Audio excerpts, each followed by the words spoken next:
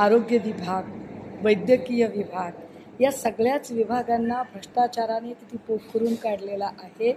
ही सगळी व्यवस्था किती तिचा भोंगळपणा जो आहे तो उघडा पडलेला आहे।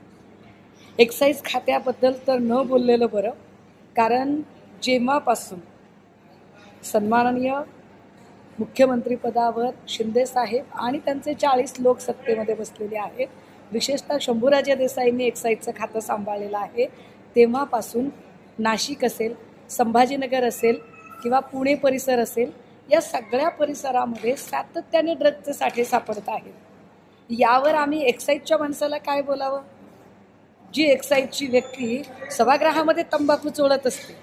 खरं तर ज्यांनी दारू, तंबाखू, विडी, सिगारेट, गुटखा याला पायबंद घालण्यासाठीचे काम केले पाहिजे, तेच स्वतः सभागृहात तंबाखू चोळत असतात आणि त्यांच्या वर्मावर बोट ठेवलं की मी तुमच्यावर अब्रुनुकसानीचा दावा टाकेल, मी तुमच्यावर केस ठोकेल असं म्हणत आवाज बंद करतात। मला वाटतं लोकशाही व्यवस्थेमध्ये विरोधकांना प्रश्न विचारण्याचा अधिकार असतो।